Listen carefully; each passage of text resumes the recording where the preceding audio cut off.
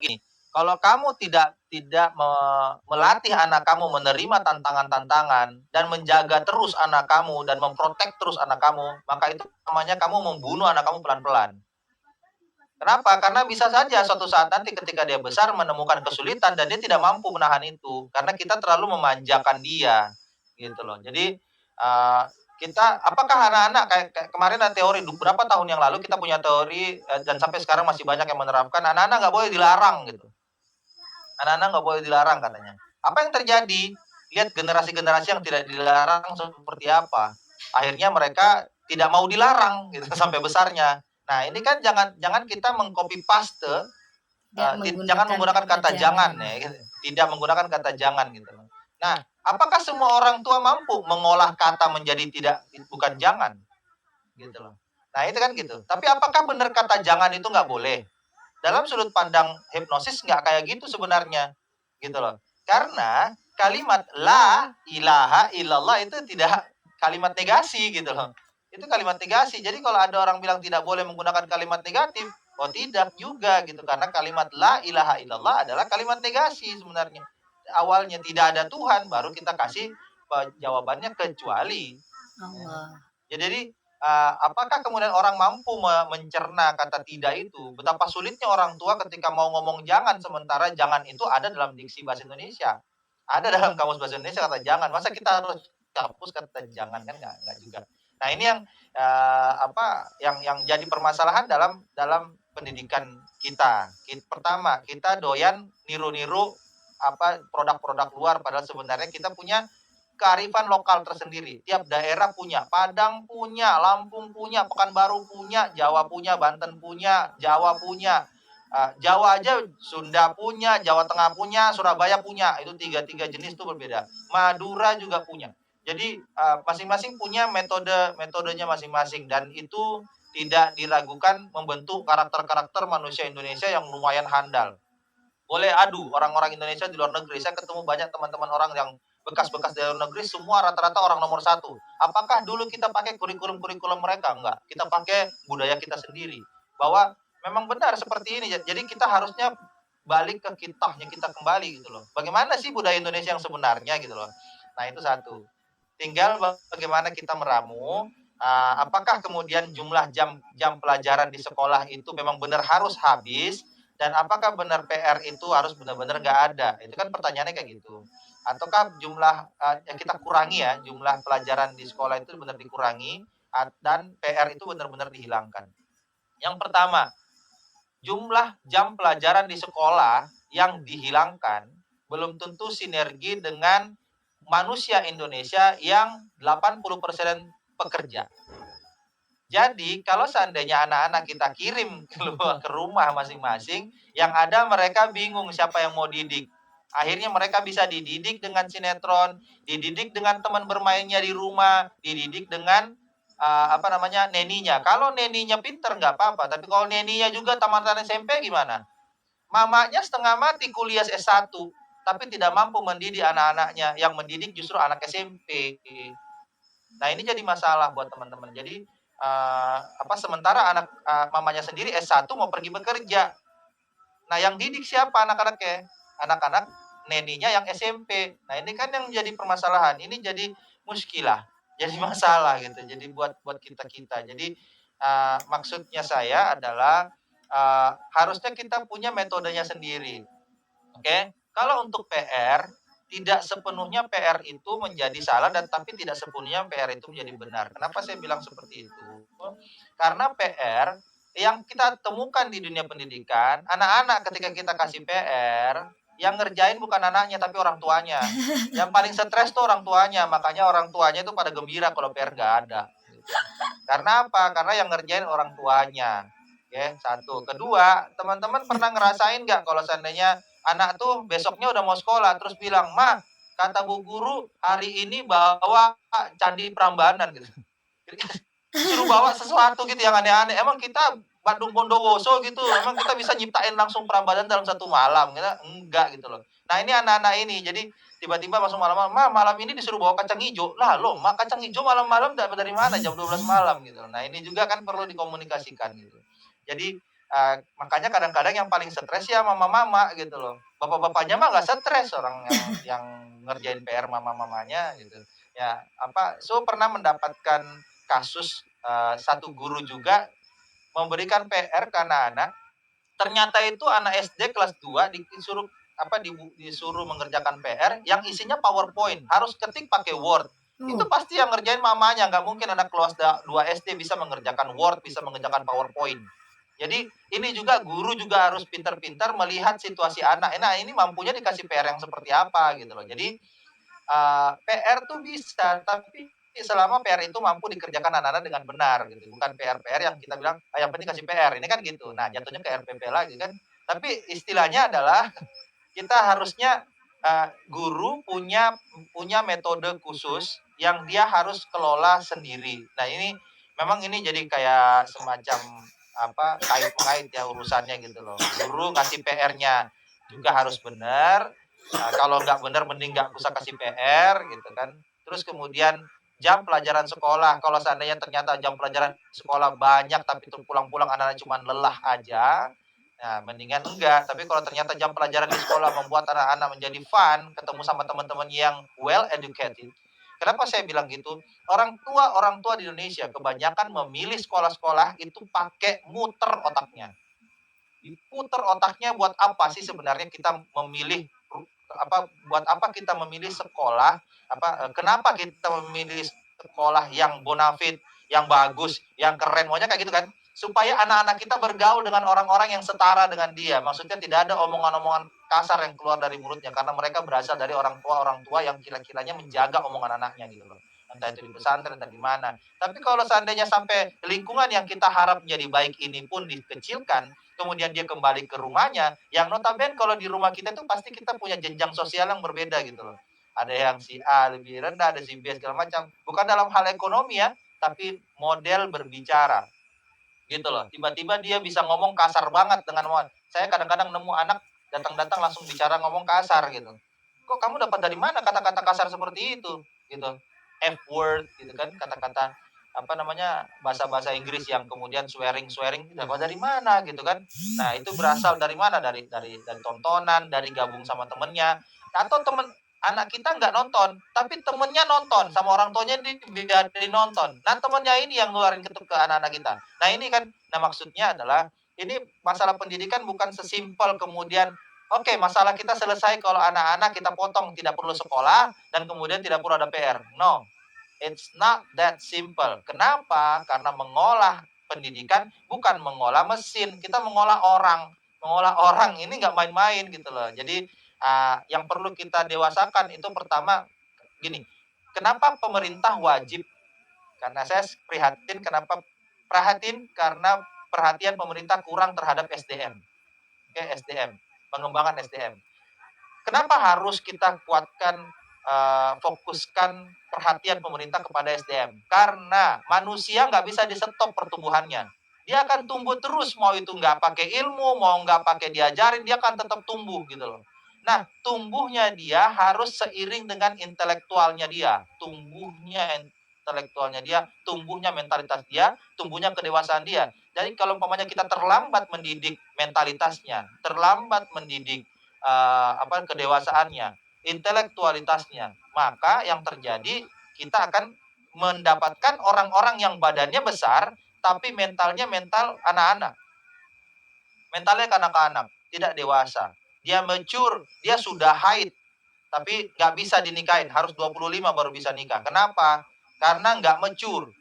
Badannya sudah haid, yang notabene kalau seandainya ciri-ciri manusia sudah dewasa adalah dia sudah haid, dia sudah berubah, dia akil balik. Artinya di saat itulah harusnya ketika anak akil balik, maka di situ juga terbentuk mentalitas yang baik, kedewasaannya. Lihat sahabat-sahabat zaman dulu.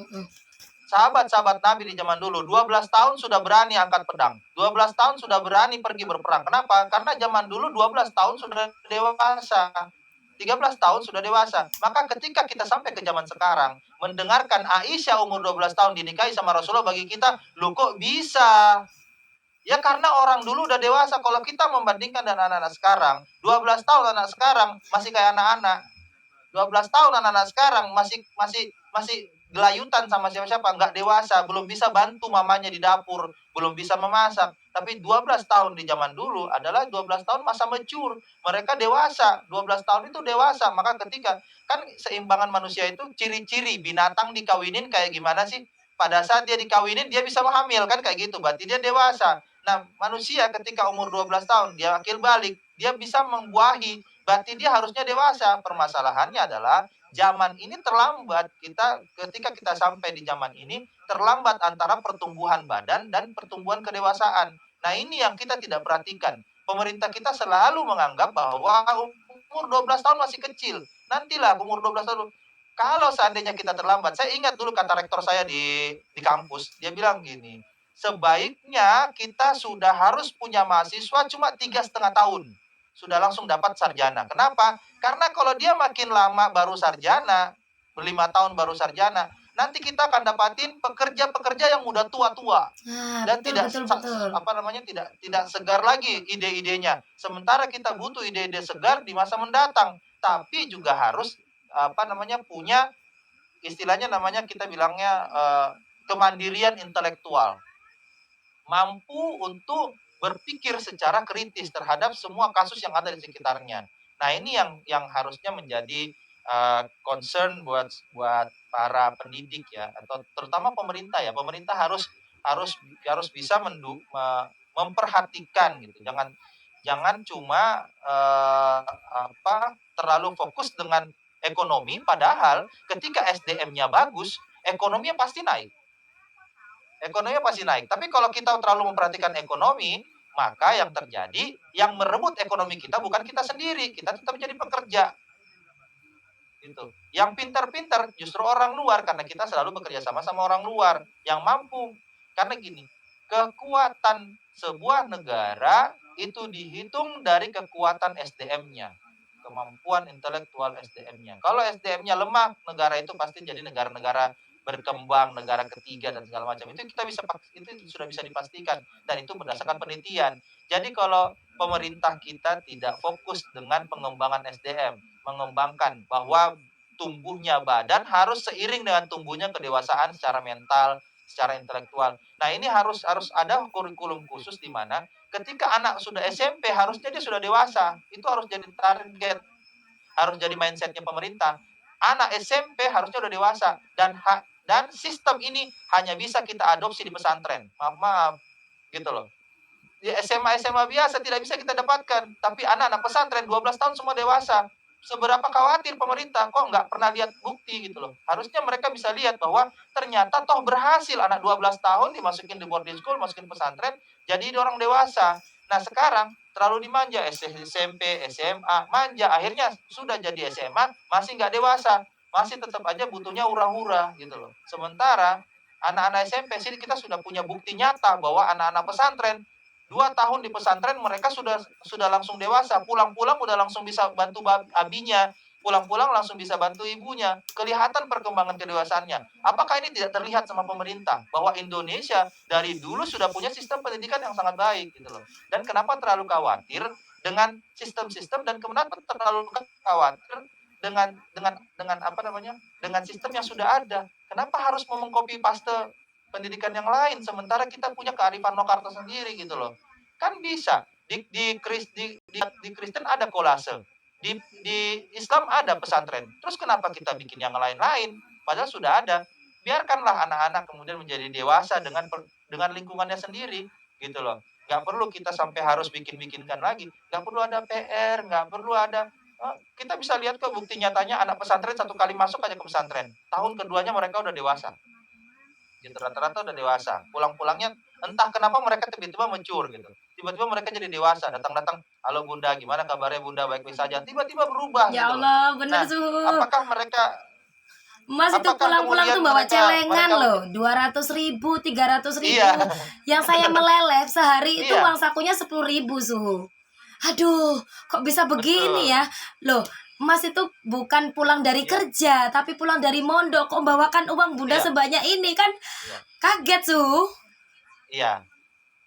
Kenapa bisa seperti itu? Anak-anak itu karena mereka tumbuh secara dewasa, secara mental, bukan badannya saja yang tumbuh, tapi mental dan intelektualnya tumbuh, dia mampu berpikir kritis bahwa orang tua saya tidak harus menopang saya terus, toh saya juga bisa menopang orang tua saya. Dan itu yang terjadi di masa sahabat dulu. Semuanya membantu orang tuanya. Nah, kalau mau bantu orang tua bukan dengan cara mengurangi PR, otomatis kok mereka akan bantu kalau seandainya kedewasaan mereka terbentuk.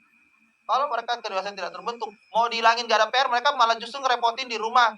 Udah nggak datang di sekolah nih, jam 8 udah jam 10 udah pulang di rumah. Itu nongkrong-nongkrong aja dia di situ. Kalau tidak dewasa dia akan nongkrong. Yang ada dia akan ngerepotin orang tuanya. Disuruh sholat kagak mau, disuruh ngapa-ngapain bantu nggak mau. Nah, ini akan jadi masalah baru. Makanya saya bilang, mungkin solusi di saat ini, tapi kita akan jadi masalah di masa depan. Kan teorinya seperti itu. Masalah di saat ini adalah bekas solusi dari masa lalu. Nah, makanya ini kita tidak perlu harus serta-merta latah gitu dengan mengcopy paste apapun yang ada dari luar, walaupun itu berdasarkan penelitian. Iya, tapi kan berlaku sama orang-orang luar. Orang bule itu punya budaya sendiri. Mereka bisa ngomong, umpamanya si abang langsung bilang, "Dris, gimana kabar lu, Dris?" Gitu. Di luar negeri itu panggil nama gitu loh. Kalau kita nggak abi, bapak dan semacam, kita punya kearifan lokal kita masing-masing. Jadi artinya kalau seandainya pemerintah mau, justru yang sistem dari pesantren inilah yang harus diadopsi. Dari dulu kita sudah punya. Pondok pesantren ini kita sudah punya dari dulu gitu loh. Ya, makanya harusnya kita mulai berpikir bahwa kita punya loh sistem sendiri gitu loh. Tidak ada salahnya kok, justru malah orang tua ketika masukin anaknya di pesantren atau semi boarding school, itu anaknya jadi dewasa kok. Dan akhirnya kan enak, punya banyak waktu buat suami kan. Karena anaknya kan dirawat sama Pak Kiai gitu. Siapa tahu bisa nambah ya kan. Duh, Suami juga akhirnya terlayani iya, dengan baik ya kan, kayak menarik gitu. ini. Jadi Boleh nanya nggak? itulah Waduh, boleh kira-kira. nanya nih. Jadi tadi Boleh. saya garis bawahi itu pesantren dan kurikulum ya. Jadi menurut Suhu itu pesantren itu sudah luar biasa. Nah, terus saya jadi ingat, memang pesantren adalah termasuk lembaga pendidikan yang tidak pernah, kalau bahasa Surabaya mungkin, diobok-obok oleh pergantian kurikulum demi kurikulum. Yang sekarang kalau sekolah-sekolah formal yang lain itu mumet saya aja kurikulum merdeka sampai sekarang nggak ngerti. Kita masih mau ngambil narasumber untuk ngajari fokus di sekolah kita untuk kurikulum merdeka. Nah, jadi pesantren memang tidak pernah mungkin nggak pernah dilihat sama Menteri Pendidikan dan tidak pernah dimasuki kurikulum karena pesantren di bawah Kemenak, bukan? Nah, begitu ya. Nah, berarti Suhu harusnya kurikulum pesantren yang sudah digodok oleh para yayai sepuh itu bisa nggak diaplikasikan di sekolah-sekolah formal, Suhu?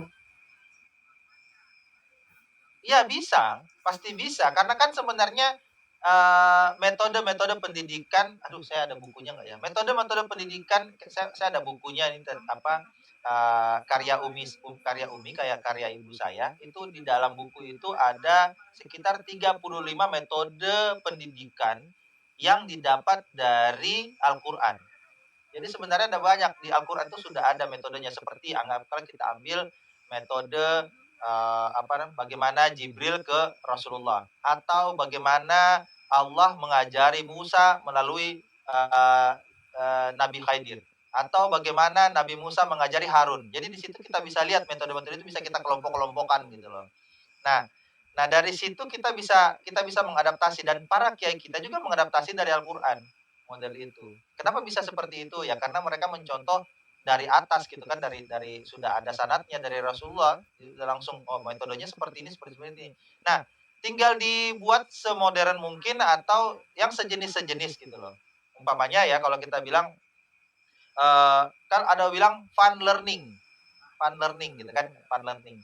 Loh, kenapa fun learning? Padahal sebenarnya dalam Al-Qur'an itu bukan fun learning namanya, calm learning. Kalau kita baca di surah Al-Qiyamah, la tuharrik bihi lisanaka litajala bi inna kan gitu. Jangan buru-buru dalam belajar ilmu, karena kamilah yang mengumpulkan ilmu itu ke dalam dadamu. Inna jalna jama'ahu wa Qur'ana. Kita kumpulkan di dalam dadamu. Jadi dari situ aja ketahuan bahwa kalau kita belajar ya jangan ada yang buru-buru. Kalem aja gitu. Kalau bahasa anak mudanya, kalem aja. Belajar ilmu itu nggak perlu sampai harus dirush, harus ini ya, enggak. Tahu kan kalau saya ngajarin teman-teman ventriloquist dikasih waktu 1 minggu, 2 minggu. Kenapa? Buat nanti masuk pelan-pelan karena ilmu itu nggak bisa diras. Karena ilmu itu letaknya di hati, bukan di otak. Dia letaknya di hati. Akal itu adanya di hati. Jadi dia harus tenang hatinya supaya dia bisa mencerna ilmu. Dan untuk membukanya pasti ada caranya. Hati itu harus dibuka dulu. Makanya kita kalau belajar itu harus ada Al-Fatihahnya dulu, pembukanya dulu. Nah, kita kalau belajar harus baca Al-Fatihah dulu biar terbuka hatinya, baru dia masuk. Nah, orang yang sudah hatinya tertutup, mau gurunya seprofesor apa, nggak bakalan kebuka. Nggak bakalan bisa nerima ilmu kalau hatinya udah kusut. Makanya dia adanya di kalbu. Ya bukan senang-senang, tapi sebenarnya di ketenangan hati. Nah, ini salah satu teori, maksudnya dalam Al-Quran. Artinya, kalau kita mengadaptasi apa yang sudah diajarkan sama kiai kita, ini Indonesia bisa luar biasa dahsyatnya. Cuman kan masih banyak fobia Islam, ini kan masih banyak fobia seolah kalau dari Islam harus cepat-cepat ditolak, padahal tidak gitu loh. Kalau kita mau secara objektif bahwa ini adalah metode pendidikan, why not? Why not tinggal di Indonesia kan gitu loh. Tinggal di Indonesia kan semua orang bisa pakai. Kalau sebuah ilmu itu baik, kenapa nggak diterapkan? Gitu kan kayak gitu. Jadi intinya sih sebenarnya saya sih sangat-sangat setuju kalau seandainya anak-anak SMP itu sudah harus masuk boarding. Sudah harus masuk boarding. Anak SD diboardingkan saja sudah dewasa, apalagi kalau SMP kan. Ya kan masih SD kan abang ya masih SD Iya, ya si Mas itu kan kelas masih 3 SD ya sekarang suhu. masih SD aja sudah. Iya, kelas 3 SD aja sudah boarding dan there's no problem with that gitu kan, nggak ada problem. Malah justru dia jadi lebih dewasa gitu. Karena kalau di zaman-zaman dulu itu anak-anak di desa-desa itu umur umur umur kelas 12 atau umur-umur kelas 3 SD itu berarti kan 7 8 9 umur 9 tahun, 10 tahun. Itu mereka udah diajak ke hutan sama bapaknya. Semua anak-anak di zaman dulu, kita karena sekarang aja jadi diajarnya malah justru ke mall. Tapi kalau zaman dulu kan diajak ke hutan berburu sama bapaknya gitu. Nah, itu artinya apa? Mereka diajarin begini loh cara nanti kamu cari makan tuh seperti ini gitu. Itu Itu nanti ada pendidikan orang tua istilahnya apa dulu, su itu? bukan Eksploitasi. Jadi eksploitasi anak di bawah umur. iya. Nah, kenapa kenapa bukan kan kalau diajak rame-rame sama papanya kan nggak diajak. Nih, Rasulullah kan sering bawa bawa apa anak-anak kecil ikutan dalam dakwahnya dia. Buat apa? Ngelihat caranya. Dan itu harus kita contoh bahwa ketika kita pergi kemana-mana, kita harus kasih lihat anak kita bagaimana kita bekerja. Oh, papa saya kerjanya ini. Oh, papa saya kerjanya. Oh, begitu caranya. Nanti kita kasih tahu. Begini loh, nak, caranya kalau kamu mau cari uang, gitu loh. Klien kita cari uangnya kayak gini gitu. Karena kalau kata Imam Syafi'i, kalau kamu mau kaya, ikuti pekerjaan bapak kamu. Itu caranya. Kenapa? Sebenarnya logika berpikirnya adalah nanti kan linknya dapatnya dari bapaknya. Kalau dia ngikutin pekerjaan bapaknya, kan artinya semua klien-klien bapaknya kan jatuhnya ke dia gitu. Makanya dia akan cepat kaya dibandingkan dia akan membuka link baru gitu loh. Dia bikin pekerjaan baru, ya dia akan susah kayanya. Jadi kalau mau kaya, kata Imam Syafi'i, ikuti pekerjaan bapak kamu. Kalau bapak kamu guru, kalau kamu mau kaya, jadi guru. Nanti semua murid-murid bapak kamu akan turun ke kamu juga gitu. Atau orang tuanya kan rekomendasikan kamu karena ketahuan itu bapaknya Pak Kiai gitu loh kan kayak gitu. Kalau bapaknya pedagang kain, maka ketika dia jadi pedagang kain juga, maka semua klien-klien pedagang kain klien-klien kainnya bapaknya pasti jatuhnya ke dia gitu loh. Wah, Nah, itu makanya kenapa ini kita anak kata banyak Imam yang Syafi'i kalau kita profesinya ngikut seperti orang tua, berarti salah satu alasannya itu ya, Suhu? iya, harus begitu memang. Ya kalau ada anak yang mengambil profesinya beda, walaupun tidak dilarang, tapi harus ngerti konsekuensinya bahwa dia akan melalui perjalanan yang cukup panjang, membentuk klien baru, membentuk pasar baru. Aduh, pasar baru di sini dong, membentuk pasar yang baru. Nah, kalau seandainya dia mengikuti pekerjaan bapaknya, kan tinggal meneruskan klien-kliennya. Saya ada tempat pijat saya, anak-anak saya dipijat setiap beberapa bulan sekali, itu daerah Bogor. Itu rumahnya besar banget, luas banget, kira-kiranya 4 kalinya rumah saya gitu. Tukang pijat loh, tukang pijat anak gitu. Tapi setelah kita teliti ternyata ibunya dia dan neneknya dia adalah tukang pijat sebelumnya. Jadi klien-kliennya turun-turun ke dia juga gitu loh. Akhirnya kliennya bertambah, jadi akhirnya dia kaya. Kenapa? Karena pasarnya sudah dibangun sejak dulu gitu loh. Nah, jadi kalau mau kaya teman-teman yang nonton kita, ya ikutilah pekerjaan orang tua kalian. Gitu. Ya, mudah-mudahan ya bisa bisa menjadi inspirasi malam ini buat Betul teman-teman. betul betul. Tapi Kalau ada gini yang Su, mau sebentar tanya ada satu sebelum Su. subuh Jadi ciao, kepala sekolah silakan. saya, Ya, mulai saya itu lulus ya, MI itu tahun 2000 sampai sekarang kan beliau masih menjabat sebagai kepala sekolah. Nah, ya, itu anaknya dua. ya, Yang pertama ngikut bapaknya jadi guru di sekolah yang sama. Nah, yang adiknya dia bilang gini, ya. Bapak, aku nggak mau jadi guru kayak sampean atau kayak kakak. Karena nek aku minta uang kok pasti kakak bilang nggak punya, bapak bilang nggak punya. Jadi aku mau jadi pengusaha. Jadi Oke. Nah, ya ini kan gini, intermezzo. Jadi ketika kita anaknya itu minta melihat bukakan konter situasi, HP. betul. Itu karena dia belum tahu bahwa kalau dia tanya sama orang yang punya konter HP, punya duit gak? Dia juga akan bilang gak punya, sama aja. Karena uang itu bukan masalah profesi, gitu loh. Itu kan salah persepsi. Disangkanya gara-gara profesinya guru, pasti gak Betul. ada duitnya. Atau disangkanya karena profesinya tukang jahit, dan gak ada duitnya gitu. Kemudian dia lihat ada orang yang kayaknya konter HP itu kaya. Itu kan persepsi Anda. Padahal orang konter HP juga kelihatannya aja punya duit. Atau kalau mau sekalian kelihatan punya duit banyak, kenapa nggak sama bank aja? Kerja sama bank kan duitnya banyak. Tapi kan nggak ada duitnya juga. Duitnya orang bank emang ada. Teller-teller bank banyak yang ngeluh sama suhu karena terpaksa harus ganti. Karena hilang, pas hitung-hitung ternyata hilang. Ganti 2 juta, ganti 3 juta tiap bulan.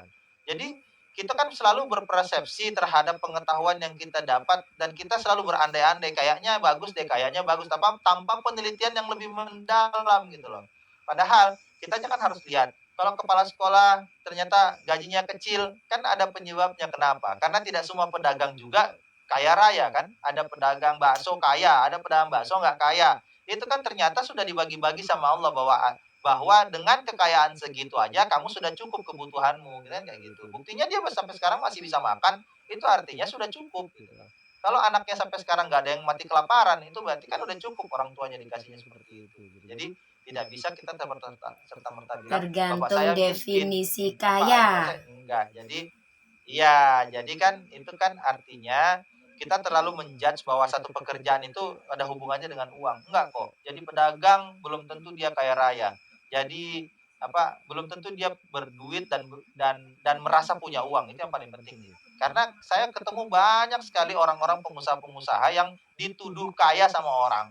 Saya ketemu sama beberapa Miliar buat orang belum buat tentu kaya. orang Iya, belum kaya. Iya, miliar betul. pun.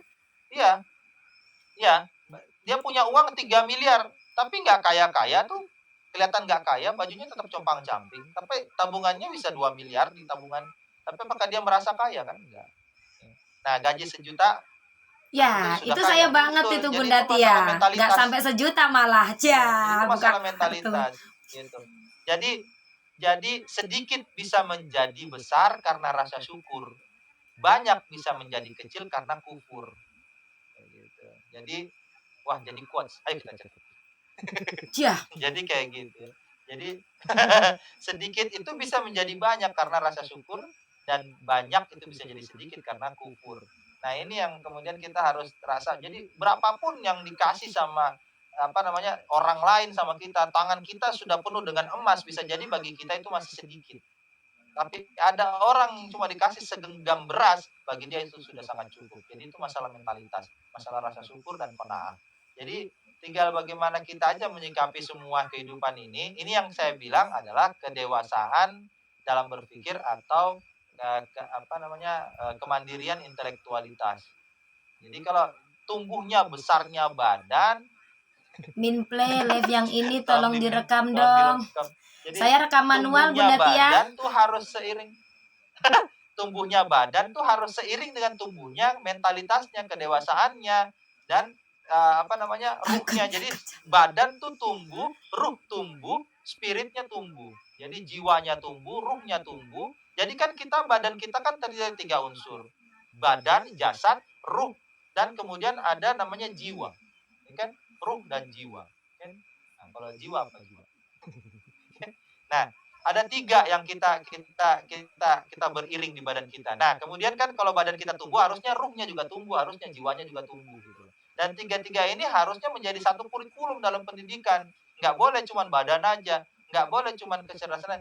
jiwanya itu kan maksudnya kecerdasannya dia, ruhnya itu kan maksudnya di bagian rohanianya dia. Jadi kalau semuanya bertumbuh, badannya tumbuh, jiwanya tumbuh, ruhnya tumbuh, seiring semuanya, maka kita akan mendapatkan SDM-SDM yang luar biasa. Dan ini hanya bisa terjadi di pesantren saat ini. Di tempat lain belum. Di tempat lain belum. Ini hanya bisa terjadi di pesantren. Kenapa? Karena mereka dipaksa untuk menjadi dewasa dengan keadaannya di sana. Walaupun agak-agak skabies ya, agak gatel-gatel ya, pulang, Sampai gatel. sekarang kambuh lagi, Su. Nah, ini Kambuh juga jadi lagi. masalah di pesantren. Ini jadi masalah juga ya kalau di Iya, pesantren. kambuh Memang lagi, perlu tapi pertama Masya ya Allah anak-anak sanitasi. itu luar biasa. Ya. Nah, itu karena pemerintah belum memperhatikan pesantren. Coba kalau pemerintah sudah memperhatikan pesantren, maka airnya sudah diperhatikan, mengalir, dan kemudian suplai sabunnya sudah bagus, makanannya sudah bagus. Jadi anak-anak kita di pesantren nggak ada yang skabies lagi gitu, nggak ada yang gatal-gatal lagi gitu. Kan Iya, nggak enak ya padahal kalau kita cerita ke ini Su, mata-mata anak pesantrennya pesantren. Mas itu bukan pesantren yang besar. Kapan-kapan kalau Su ke Surabaya, semoga Iya. bisa ke sana ya.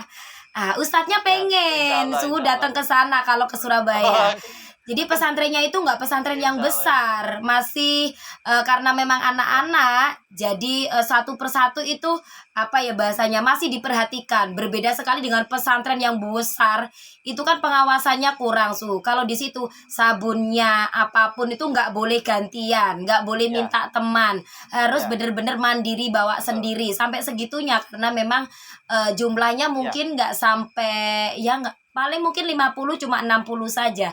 Tapi kok ya tetap kena gatel ya. ya, ya, ya.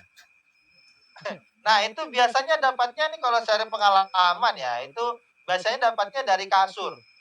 Ya dari kasur yang kurang dijemur, apa namanya, spray yang masih basah, lembab dan segala macam. Terus kemudian pakai bak biasanya, pakai bak mandi biasanya. Nah, bak mandi kalau di pesantren itu kan biasanya nggak ngalir ya, bukan bukan bagian yang ngalir. Jadi dipakai lagi yang itu juga yang sebenarnya harusnya dikuras dulu baru pakai yang baru. Jadi harusnya di tiap pesantren itu harusnya udah pakai shower gitu loh kalau mau yang aman gitu. Jadi Wah, bukan betul sesuatu yang betul. tergenang gitu loh. Jadi bukan yang Iya. tergenang ya. Kalau tergenang itu ada lumut-lumutnya. Jadi walaupun sabunnya bagus, tapi kan di situ masih ada apa air yang tergenang dan itu kurang bagus, biasa bikin kita gatel gitu. Nah itu. Terus kemudian Harusnya pada saat pesantren juga mencuci dapat baju, dana bos ya, harusnya. Harusnya. iya, karena makanya saya bilang harusnya kan pemerintah lebih memperhatikan pesantren karena pesantren inilah yang kemudian menjadi anak-anak bangsa gitu loh. Kalau saya bilang pesantren termasuk yang dari agama lain kan ada kolase ya. Dari pesantren dari pesantrennya orang-orang agama lain juga kan ada gitu. Jadi pemerintah tuh harusnya mulai melihat bahwa metode pendidikan Indonesia yang paling pas adalah metode pendekatan agama. Pendekatan agamanya di pesantren itu anak-anak. Jadi nanti mereka tahu agamanya bahwa karena agama kan rata-rata mengajarkan tentang welas asih sama sesama. Nah, kalau seandainya dia sudah tumbuh dewasa dengan pengetahuan agamanya yang benar, jadi ketika dewasa dia nggak gampang diracuni orang-orang dengan atas nama agama. Kenapa? Karena dari kecil udah mumet dengan itu. Dia udah tahu semuanya tentang masalah-masalah agama. Makanya yang paling nggak gampang teracuni siapa? Anak pesantren. Paling nggak bisa racuni anak pesantren. Ya, kecuali dari apa namanya ada lembaga khusus yang memang dibuat untuk mengeracuni orang. Tapi semua anak-anak coba bayangin kalau umpamanya anak-anak lulusan Tebu Ireng, lulusan Gontor, berani mereka ngeracunin kepala mereka, nggak bisa. Kenapa? Ya karena nggak bisa, mereka kalah cerdas gitu. Mereka pasti kalah cerdas, pasti ditanya, ente bilang di sini dapat bidadari, udah ada apa sahih kayak itu hadisnya, hadisnya dari mana sanatnya dan segala macam. Mabok dia kalau mau cuci otak orang. Jadi nggak bisa gitu loh. Jadi artinya kalau anak-anak kita sudah cerdas dengan agama, nggak bakalan gampang dicekoki dengan orang-orang yang mau menunggangi agama. Ini kan pemerintah harusnya bisa melihat ini. Jangan jadi fobia sama agama. Ada pesantren, model pesantren ini kan juga ada di agama Katolik, juga ada di agama-agama lain, dan itu aja yang dipakai. Orang Indonesia punya sistemnya sendiri kok, metode pendidikannya sendiri, nggak usah kita copy paste dari negara lain. Orang Indonesia sudah cukup sangat disegani SDM-nya. Kenapa kita harus contoh orang lain lagi? Sementara kita sudah punya. Gitu. Kira-kira seperti itu. Mudah-mudahan malam ini bisa jadi pencerahan ya, siapa tahu antara kita ada yang jadi pendidikan bisa memperhatikan tentang Masya masalah-masalah. Allah. Ini Kak Silvi masih ada nggak ya Kak Silvi? Aduh, Kak Silvi mana? Masih mau naik nggak? Aduh. Jangan naik sekarang. Kalau naik sekarang, habis ada suhu yang seperti ini nanti kalau Kak Silvi yang naik. Jadi ratingnya Bunda Atin nanti habis begini bingung nanti. Harusnya kan dari begini naik. Nah, kalau dari atas turun, waduh ya. Jadi nanti Kak Silvi Tapi akan kan saya dia panggil nyanyi kalau loh temanya nantinya. Mak Rempong.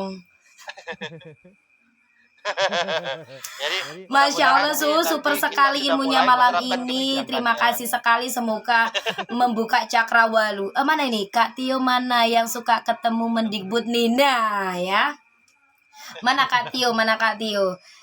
Nah, sebelum suhu turun, waduh sebelum suhu turun. Tips-tips ini Kan bagi tadi orang naik, tua sekarang turun ya. suhu yang sudah sekarang ini sudah Iya. dilempar ke sana ke sini, bingung dengan kebijakan baru. Sebagai orang tua menyikapinya bagaimana sebagai orang tua yang bijak suhu? Satu, orang tua tetap punya tanggung jawab terhadap anaknya masing-masing. Jangan serahkan anak kita kepada lembaga yang sebenarnya kita juga belum tahu outputnya seperti apa. Bukan hanya sekedar masukin, yang penting anak gue SD, yang penting anak gue SMP gitu. Nggak gitu caranya. SMP mana yang harus anak saya masuki? Lembaga mana yang anak saya harus masuki gitu loh. Kalau memang kemudian nggak bisa di pesantren, ya masukkan dia di semi boarding school atau tempat-tempat yang kira-kiranya bisa membina anak kita dengan baik. Jangan sekedar anak-anak itu kayak kambing dimasukin. Pokoknya SD negeri ya, pokoknya SD ini ya. Tapi sebenarnya kita nggak tahu potensinya ini seperti apa kalau keluar dari situ. Itu satu. Kedua, ketika anak-anak di sekolah pasti dia akan bergaul dengan teman-temannya. Maka orang tua wajib ketika anaknya pulang harus mendampingi anak-anaknya, mengawasi kembali. Kira-kira hari ini itu perkembangan intelektualnya setinggi apa? Kata-kata tambahannya apa? Apakah ada kata-kata kasar yang tumbuh di hari ini? Apakah ada istilah-istilah kasar yang mereka serap hari ini gitu? Itu perlu kita awasi terus. Kenapa? Karena kan anak-anak tanggung jawab kita sampai kita di akhirat. Nggak bisa kita nanti di akhirat bilang, ya tapi kan gurunya saya sudah serang sama gurunya. Ya enggak dong, kan jadi tetap tanggung jawab kita gitu loh. Jangan sampai kita menyesal ketika mereka sudah besar, kita udah nggak bisa mempengaruhi mereka lagi, kita nggak bisa membentuk mereka kembali gitu. Ternyata mereka terbentuknya gara-gara sinetron, terbentuknya karena lingkungan, padahal kita punya kans, punya kesempatan untuk membentuk mereka gitu. Jadi kembali ke tema awal tadi, waktu saya ikutin dari awal, bagaimana sih cara anak supaya mau membantu orang tuanya. Jangan terlalu muluk-muluk dulu kalau saya bilang bantu orang tuanya, bantu dirinya dulu sendiri. Pertama, mereka sudah bisa mengerjakan kalau mereka sudah bangun tidur, mereka sudah merapikan selimut-selimut yang mereka pakai. Itu dulu. Atau mereka sudah tahu bahwa bukunya sudah teratur di dalam bukunya. Jangan bantu orang tua dulu kalau masih kecil. Coba dulu bantu dirinya sendiri. Kalau mereka sudah teratur, sudah punya SOP-nya sendiri, bangun tidur, rapikan selimut, kemudian masukkan semua buku-bukunya, modul-modulnya sudah masuk dan rapi semuanya, tinggal ambil. Mereka sudah punya sistem sendiri di dalam badannya. Setiap kali mereka mau berangkat sekolah, ini akan mereka bawa sampai besar di kantor nanti. Begitu dia sudah dewasa, walaupun dia kuliah di luar negeri, mereka bangun pagi langsung rapiin tempat tidurnya, langsung udah siapin modulnya, langsung berangkat pergi ke kuliah di luar negeri. Nggak masalah, karena sudah dididik kita dari awal. Bantu diri dulu. Nanti kalau sudah ternyata sudah sedikit besar, jadi bantunya untuk saat mereka terdidik lagi bagaimana sebenarnya situasi rumah tangga, terutama untuk anak perempuan. Untuk laki-laki, nggak usah bantu emak sebenarnya, bantunya tuh bapaknya. Yang emak perempuan, bantunya emaknya, biar mereka tahu, oh emak kayak gini. Nah, si emaknya kasih lihat bagaimana hormatnya dia sama suaminya. Supaya anak ini nanti begitu besar dia hormat sama suaminya. Nggak boleh dia bangkang sama suaminya. Jadi, kadang-kadang kita nggak sadar tuh, si emaknya ngasih lihat marah-marah sama suaminya depan anaknya. Maka itu akan jadi contoh, dicontoh sama dia, oh ternyata boleh ya marah-marahin suami. Akhirnya nanti ketika dia dewasa, kerjaan dia berantem sama suami. Ayo, siapa yang malu kalau ternyata anak kita cerai? Kan kita sendiri yang malu. Nah, siapa yang salah? Kita yang salah. Kita yang ngedidik mereka dari kecil nggak ngormatin suaminya gitu.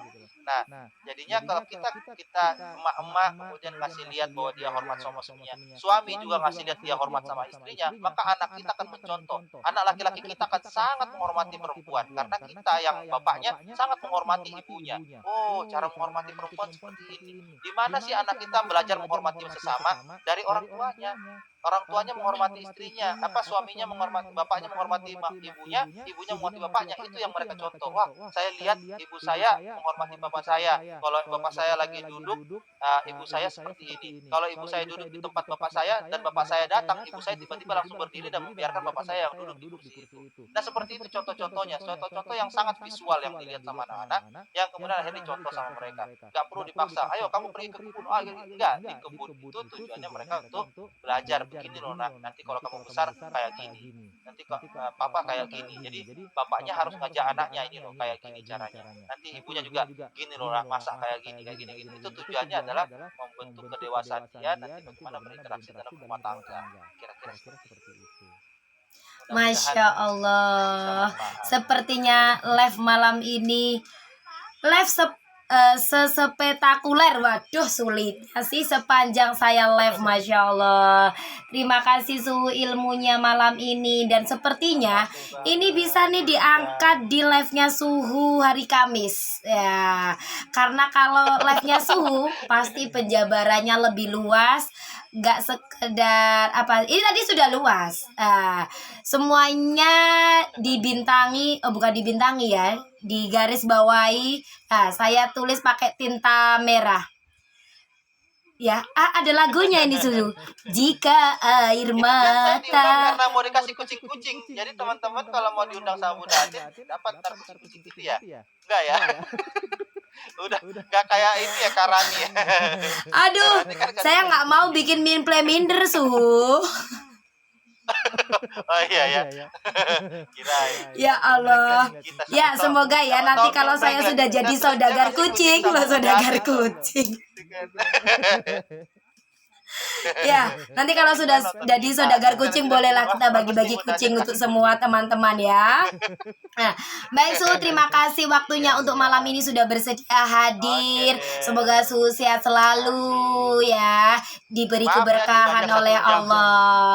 Saya tunggu live-nya Suhu hari Selasa ya teman-teman. Jadi guru saya ini juga konten kreator GoPlay yang mungkin sudah tidak asing lagi wajahnya yang ganteng ini. Wah, kata Kak Silvi tadi kan gitu. Ya, beliau itu live hari Selasa, hari Sabtu, dan hari Kamis. Nah, biasanya hari Kamis ini yang saya tunggu-tunggu karena sesuatu yang update. Tapi kalau sudah ngomong bola seperti kemarin, saya tuh nggak ngerti aja. Ketahuan dia. Nah, nanti kalau mau meneruskan tema ini, bagaimana kurikulum di Indonesia, wah sepertinya seru sekali. Baik Suhu, terima kasih Suhu. Ini berarti saya pencet atau Suhu ini yang pencet? Saya langsung out bisa. Oh gitu, Suhu terima kasih. Sehat selalu. Wassalamualaikum. Perhatiannya, semangat. Assalamualaikum warahmatullahi wabarakatuh. Waalaikumsalam warahmatullahi wabarakatuh.